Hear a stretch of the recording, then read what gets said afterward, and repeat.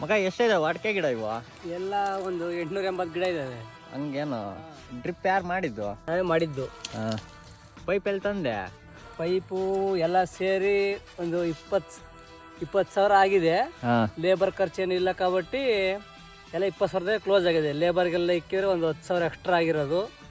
ಇದು ಒಂದು 3 days ಇಂದ ಮಾಡಿದ್ವಿ ಅಷ್ಟೇ. ಗುಂಡಿ 2 ದಿನ ಹೊಡೆದ್ವಿ, ಒಂದಿನ ಪೈಪ್ ಹಾಸ್ಕೊಂಡು ಆಮೇಲೆ ಟ್ರಿಪ್ ಎಳೆದಿದ್ದು ಅಷ್ಟೇ. ಹಂಗಾರೆ ಲೇಬರ್ಗೆ 10,000 ಕೊಡ್ಬೇಕಾಗಿತ್ತೇನು? ಲೇಬರ್ಗಂದ್ರೆ ಊಟದ ಖರ್ಚು, ಕಳ್ಳನ ಮಕ್ಕಳು ಎಣ್ಣೆ ಖರ್ಚು ಎಲ್ಲ ಬೇಕಲ್ಲ. ನಾವು ಆದ್ರೆ ನಮ್ಮ ಬೆವರು ನಮ್ಮ ಕಷ್ಟ ಅಷ್ಟೇ. ನಾವು ಮಾಡಿದ್ರೆ ಉಳಿದೈತಿ.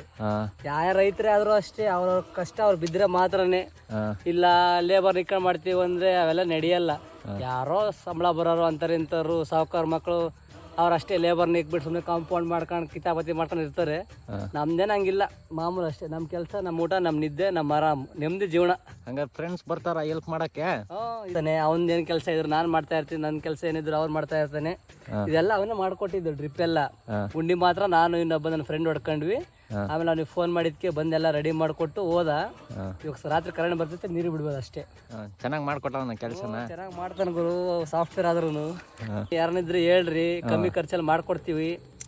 ಯಾಕೆ ಇದು ಮಾಡೋದು? ರೈತರಿಗೆ ಹೆಲ್ಪ್ ಆಗಲಿ ಅಂತನ ಇಲ್ಲ ದುಡ್ಡು ಮಾಡಲಿ ಅಂತನ? ಇಲ್ಲ, ರೈತರಿಗೆ ಹೆಲ್ಪ್ ಆಗಲಿ ಅಂತ. ಯಾರನ್ನ ಫ್ರೆಂಡ್ಸ್ ಆದ್ರೆ ಫ್ರೆಂಡ್ಸ್ ಕಡೆಯಿಂದ ರೆಫರ್ ಮಾಡಿದ್ರೆ ಫ್ರೀಯಾಗೆ ಮಾಡ್ಕೊಟ್ಬಿಡ್ತೀವಿ. ಏನು ಅದೇನು ಹೆಂಗಿದ್ರೆ ಅವ್ರಿಗೆ ನಾವು ನಮ್ಗೆ ಅವ್ರು ಹೆಲ್ಪ್ ಆದ್ರೆ ಅಲ್ವ ಎಲ್ಲ ನಡೆಯೋದು.